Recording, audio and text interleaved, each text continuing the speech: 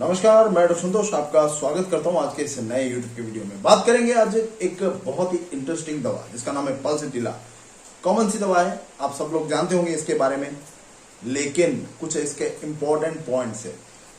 Comparative study है, जब दवा का सिलेक्शन किया जाता है आप इसको सिलेक्शन नहीं करते, भूल जाते हैं ओवर कॉन्फिडेंस में। आपने इसको जाना है इसीलिए सोचते हैं कि अरे ये तो नहीं हो सकता। पल्सटिला एक कॉमन सी चीज है, लोगों के मन में वहम घर कर गया है कि Pulsatilla is a women's remedy. No, Pulsatilla सिर्फ वुमेन्स रेमेडी नहीं है। अगर आपका जो सिम्टम है पल्सटिला के सिम्टम के साथ मैच करता है तो आप उसको दे सकते हैं, चाहे वो मेल हो, फीमेल हो, छोटा बच्चा हो, ओल्ड एज में हो, किसी को भी आप दे सकते हैं। इसीलिए अपने दिमाग से ये फजूल चीजें हटा दीजिए कि this is a women's remedy. सिर्फ फीमेल के लिए दिया जाता है, ये दिमाग में जो आपका घर कर गया उसको हटाइए, ठीक है। ठीक उसी का तरह का और एक चीज है सिपिया, उसमें भी लोग सोचते हैं कि ये फीमेल रेमेडी है, लेकिन नहीं। जो भी दवा है, सिम्टम्स अगर किसी पेशेंट के साथ मैच करता है तो आप उसको बिल्कुल दे सकते हैं, रिजल्ट बहुत बढ़िया आएगा। तो कुछ इंपॉर्टेंट क्लिनिकल टिप्स के बारे में जानेंगे, लेकिन अभी तक आपने हमारा जो पीडीएफ फाइल्स नहीं लिया क्लिनिकल टिप्स का, 17 पीडीएफ फाइल्स बन चुका है। 17 नंबर वाला जो है हमने अभी अभी लेटेस्ट पब्लिश किया है कल। A to Z जो डिजीज है उसका स्पेसिफिक दवाई with dose potency repetition publish किया हमने, आप चाहे तो ले सकते हैं। A to Z diseases and their homeopathic medicine, ठीक है, मात्र 500 रुपीज में पीडीएफ फाइल है। बहुत ही इंटरेस्टिंग है, बहुत ही इंपॉर्टेंट है, मतलब मैक्सिमम टू मैक्सिमम डिजीज को हमने कवर अप किया है। बहुत इजी रहेगा आपके लिए प्रेस्क्राइब करना या फिर प्रैक्टिस करना। डेफिनेटली उसको लीजिए, टू द पॉइंट दिया गया है, ठीक है। मल्टीपल दवाइयों में आपको कंफ्यूजन नहीं होगा, सिंगल दवाई दी गई है विद डोज पोटेंसी रिपीटेशन, कितने दिनों तक देना है वो सब। फिर भी कोई डाउट है तो व्हाट्सएप पे आप संपर्क कर सकते हैं, ठीक है। व्हाट्सएप नंबर पे संपर्क करिए पीडीएफ फाइल लेने के लिए। तो बात कर रहे थे हम पल्सटिला के ऊपर, कुछ इंपॉर्टेंट क्लिनिकल टिप्स के ऊपर मैं बताऊंगा, अच्छी तरह से आप नोट कर लेना, ठीक है। सबसे मोस्ट इंपॉर्टेंट है, ये एक पॉलीक्रेस्ट रेमेडी है, डीप एक्टिंग पॉलीक्रेस्ट रेमेडी, ठीक है। और many chronic disease, acute disease, दोनों के लिए हम इसका इस्तेमाल कर सकते हैं। ऐसा नहीं है कि सिर्फ एक्यूट कंडीशन में होगा, क्रॉनिक में नहीं होगा, ठीक है। तो वो चीज सबसे मोस्ट इंपॉर्टेंट है। कुछ है पल्सटिला का जो पॉलीक्रेस्ट है, एक्यूट में देने के बाद आप काली सल्फ, उसका जो क्रॉनिक है वो भी दे सकते हैं according to some diseases. People know Pulsatilla, so I am just going to the keynotes। यहां पर डॉक्टर रॉबिन मॉर्फी का कुछ इंपॉर्टेंट पॉइंट्स, कुछ इंपॉर्टेंट क्लिनिकल टिप्स पे हम चर्चा करेंगे। उन्होंने जो क्लिनिकल स्टडी दिया है, सबसे मोस्ट इंपॉर्टेंट है थर्स्टलेसनेस, प्यास उसको बिल्कुल नहीं लगती। किसी भी तरह का जो प्रॉब्लम हो, प्यास उसको नहीं लगती। वीप इजीली, तुरंत रो देना, किसी भी चीज कोई उसको बताए, कुछ बोले, कोई कुछ देखे सुने, कुछ चीजों को, सिनेमा देखे, सीरियल देखे, तुरंत रो देना। वीप्स इजीली, छोटी छोटी बात पे रो देना, ठीक है। बेटर फ्रेश एयर, खुली हवा में उसको अच्छा लगता है, चाहे बीमारी कोई भी हो, नो प्रॉब्लम, लेकिन उसको खुली हवा में रहना पसंद है। वर्स वार्म, गर्मी में उसको हर किस्म में वो प्रॉब्लम बढ़ जाता है। स्टफी रूम्स उसको बिल्कुल पसंद नहीं है।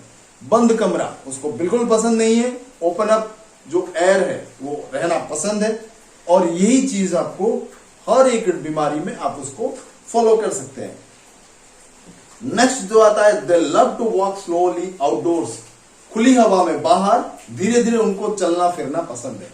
खुली हवा में टहलना जो बोलते हैं, खुली हवा में टहलना उनको बहुत पसंद है। It improves arthritis and everything. Arthritis के लिए पल्सटिला एक्यूट कंडीशन में बहुत बढ़िया दवा है। जैसे काली राउड में हमने बात डिस्कस किया था, पल्सटिला में भी है, लेकिन उसको खुली हवा में धीरे धीरे करके टहलना, सारा उसको जो रिमोटॉइड आर्थराइटिस वाला सिम्टम है उसमें आराम मिलता है। डिजायर्स कंपनी, डिजायर्स कंसोलेशन, उसको दोस्त भी पसंद है, कोई साथ रहना, और उसको कोई ऐसा भी अच्छा लगता है कि उसकी कोई तारीफ करे, तो उसको दोनों चीजें पसंद है। नेट्रोम्यूर उसका ऑपोजिट है, ठीक है। इस चीज को ध्यान में रखिए। You can diagnose Pulsatilla in the babies just by picking the baby up and the baby quits down. छोटे बच्चों में आप पल्सेटिला कैसे सिलेक्ट कर सकते हैं? जैसे ही बच्चे को पकड़ो, वो रोता हुआ बच्चा आपको अगर शांत हो जाए, इसका मतलब है पल्सेटिला आप उसको दे सकते हैं। जैसे पल्सेटिला बेबी, ठीक है, तो चीज को ध्यान में रखिए।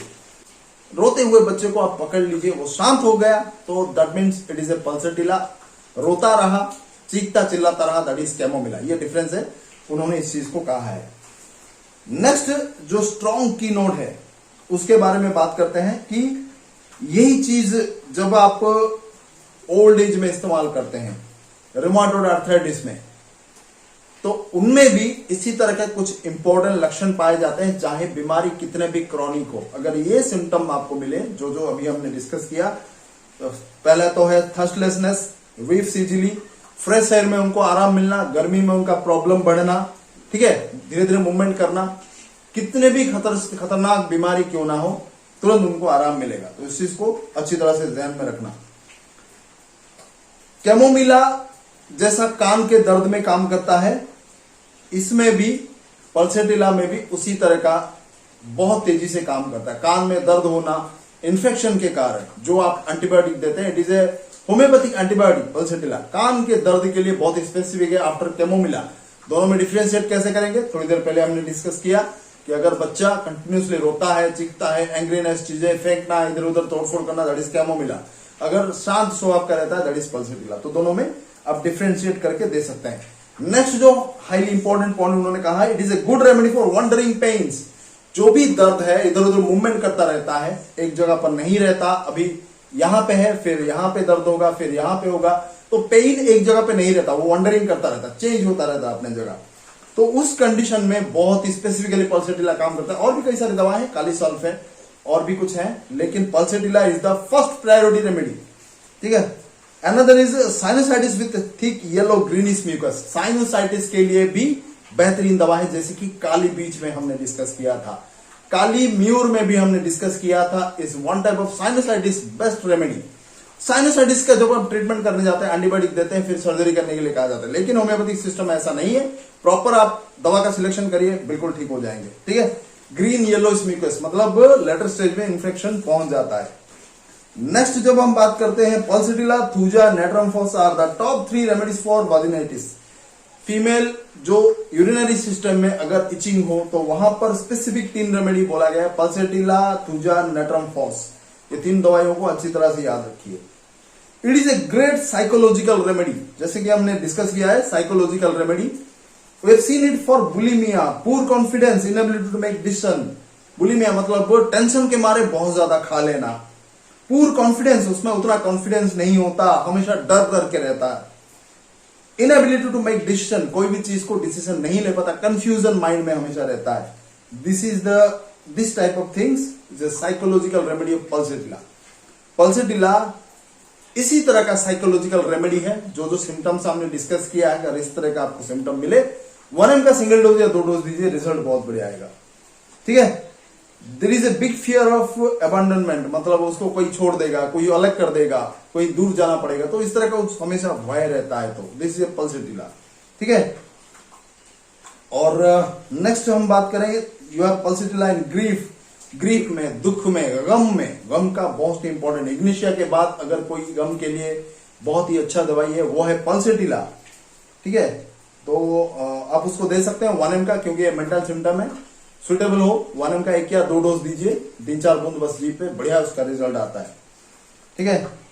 नेक्स्ट जो इंपॉर्टेंट है वो है a child with crying and then recover so quickly from crying and this face are still wet, they are laughing and smiling. तो पल्सेटिला का बेबी के बारे में डिस्क्राइब किया हुआ है, और एक बार जैसे कि हमने थोड़ी देर पहले डिस्कस किया था इसका।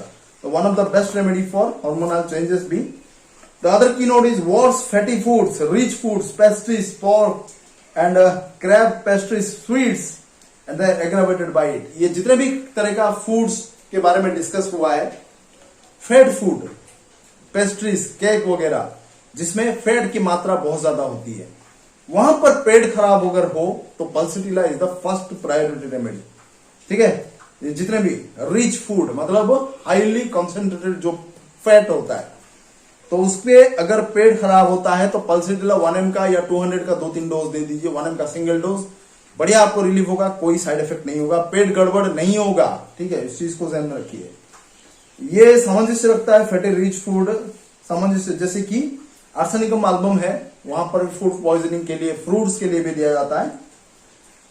Loneliness is a big factor in pulsatilla depression. Pulsatilla का डिप्रेशन बहुत ज्यादा रहता है डिप्रेशन के लिए इग्नेशिया के बाद, और उसको अकेले रहना बिल्कुल पसंद नहीं। जैसे थोड़ी देर पहले हमने डिस्कस किया था, उसको कंपनी पसंद है, मिलजुल कर रहना पसंद है, और उसको कोई अच्छा बोले तो उसको अच्छा लगता है।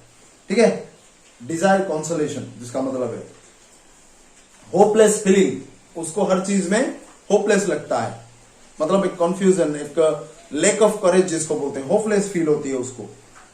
दे say pulsatilla is the best after consolation, means symptoms go away. Problem में है, आप उसको अच्छा बोलेंगे, उसकी तारीफ करेंगे, ऑटोमेटिकली उसका प्रॉब्लम सॉल्व हो जाएगा। This is A purely pulsatilla. ठीक है, उसका ऑपोजिट है नेट्रोम्यूर का, आप उसको अच्छा बोलेंगे, उसका प्रॉब्लम और बढ़ जाएगा, वो रोने लगेगा बहुत ज्यादा। ठीक है, ये चीज इंपॉर्टेंट है। नेक्स्ट जो इंपॉर्टेंट चीज है, इसके अलावा और भी है, जैसे कि रिमाटॉइड आर्थराइटिस के बारे में हमने डिस्कस कर लिया है, और कुछ इसके टॉप मोस्ट पॉइंट के बारे में डिस्कस कर लेते हैं एंड करने से पहले।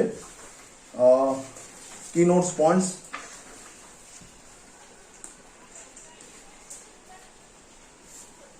मेंटल स्टेट के बारे में हमने डिस्कस कर लिया है, चेंजेबल नेचर भी डिस्कस कर लिया हमेशा। जो की नोट, टॉप की नोट, हम उसको फिर रिव्यू करते हैं एक एक। चेंजेबल नेचर रहता है, मेंटल स्टेट के बारे में टोटल डिस्कस कर लिया हर एक पहलू पर। चेंजेबलनेस रहता है, ठीक है, एक जगह पर रहना पसंद नहीं है, बार बार उसका चेंज होता रहता है, दिमाग हो, पेन हो, कुछ भी हो, चेंजेबल नेचर। डिस्चार्ज भी उसका चेंज होता रहता है, एक समान नहीं रहता, अभी येलो हुआ, फिर व्हाइट होगा, फिर ग्रीन होगा, तो ये डिस्चार्ज भी उसका अलग अलग होता रहता है। मूड भी चेंज होता रहता है, उसको हमेशा चेंजिंग चीजें पसंद है। पेन्स भी चेंज होता है, दर्द भी उसका चेंज होते रहता है। नेक्स्ट है otitis media, otorrhoea, offensive painful. जितना कान का जितना भी इन्फेक्शन है उसमें तो बेहतरीन दवा, कान में पानी बहना, मवाद बहना, दर्द होना, सबके लिए बहुत बढ़िया है। 200 दिन में 2 से 3 बार करके आप आराम से ले सकते हैं। साइनोसाइटिस के लिए बहुत बढ़िया दवा है। ठीक है, मोडालिटी में हमने डिस्कस कर लिया कि इसको ठंडी में आराम मिलता है, ओपन एयर में, गर्मी में उसका प्रॉब्लम बढ़ता है जनरल्स, और उसका पेट संबंधित जो गड़बड़ है, रिच पेस्ट्रीज फूड में उसका प्रॉब्लम बढ़ता है, गैस्ट्राइटिस बढ़ जाता है। तो उसमें अभी आप 30 पोटेंसी दिन में 3 से 4 बार 7-8 दिन दीजिए, बहुत बढ़िया रिलीफ होगा। फिर 200 सिंगल या 2 डोज दे सकते हैं। ठीक है, क्लिनिकल कौन कौन से केस में यूज होता है, मैं फाइनली ओवरऑल आपको बता देता हूं कौन कौन से क्रिटिकल केसेस में इसका इस्तेमाल किया जाता है। Otitis media best medicine, headache और स्टाइस, जो आंखों के होडियोलम भी बोलते हैं उसको, ट्यूमर, छोटा छोटा ट्यूमर जैसा हो जाता है आंखों के नीचे या ऊपर वाले जो आई लैसेस के आसपास। ठीक है, वहां स्टाइस बोलते हैं। उसमें हे फीवर में, साइनस, रेस्पिरेटरी प्रॉब्लम, अस्थमा में भी बहुत बढ़िया काम करता है, गैस्ट्रिक रिलेटेड जो अस्थमेटिक कंडीशंस हैं, चिल्ड्रंस डिजीज में, मम्प्स में, चिकन पॉक्स में, measles, one of the best medicine for measles pulsatilla, इसको याद रखिए। ठीक है, जीआई ट्रबल्स, गैस्ट्रिक ट्रबल्स, ठीक है, और इमोशंस में, एग्रावेशन फ्रॉम नॉइजेस, आवाज से उसको बिल्कुल पसंद नहीं, बहुत ज्यादा होता है। बेड वेटिंग, छोटे बच्चों में हो, थोड़ा ग्रोन चिल्ड्रन में भी हो, बेड वेटिंग अगर करता है, बिस्तर पे जो लोग पेशाब कर देते हैं उसमें। मिसकैरेज में, फाइब्रॉइड्स, यूट्राइन फाइब्रॉइड्स बहुत ही खतरनाक चीज है, सर्जरी करने को कहा जाता है, वहां पे भी बहुत बढ़िया इसका फायदा होता है। इन इनफेक्चुअल लेबर, अगर बच्चा पैदा नहीं कर सकते, चाहे वो, ये चीज गायों में भी हमने बहुत दिया है, काउस में भी बहुत ज्यादा इस्तेमाल होता है। अगर बच्चा सही तरीके से वो पैदा नहीं कर पाता तो उसको 1 का सिंगल डोज या 2 डोज में वो ऑटोमेटिकली बच्चा निकल जाता है और सही डिलीवरी उसका होता है। तो ह्यूमन में भी उसी कैटेगरी का आप दे सकते हैं। सही से नहीं हो पाता, वो पुश नहीं कर पाती वो, तो आपको 1 का सिंगल डोज या 2 डोज दे दीजिए, सही से उसका डिलीवरी हो जाता है। तो ये कुछ इंपॉर्टेंट कंडीशन है पल्सिटिला का। आई होप सो आपका समझ में आ गया होगा, इंपॉर्टेंट चीज है, और डेफिनेटली सही पोटेंसी इस्तेमाल करें। मैंने हमेशा कहा है फिजिकल कंडीशन के लिए 30-200, मेंटल कंडीशन के लिए 1 का सिंगल डोज या 2 डोज। 2 डोज मतलब 2 ही बार आपको लेना है, दिन में 2 बार करके आपको कंटिन्यू नहीं करना है, ये चीज करेक्शन करिए। ठीक है, 2 डोज, सिंगल डोज मतलब बस एक ही बार लेकर 2 या 3 बूंद छोड़ देना है। 2 डोज मतलब 2 ही बार लेना है। 3 डोज मतलब 3 ही बार लेना है, ठीक है। तो ये उसका सीक्वेंस है। फिर भी कोई डाउट है तो आप मुझे कमेंट्स के माध्यम से पूछिए या फिर व्हाट्सएप पे संपर्क करिए पीडीएफ फाइल्स के लिए या फिर ऑनलाइन कंसल्टेशन के लिए। बहुत बहुत धन्यवाद, नमस्कार।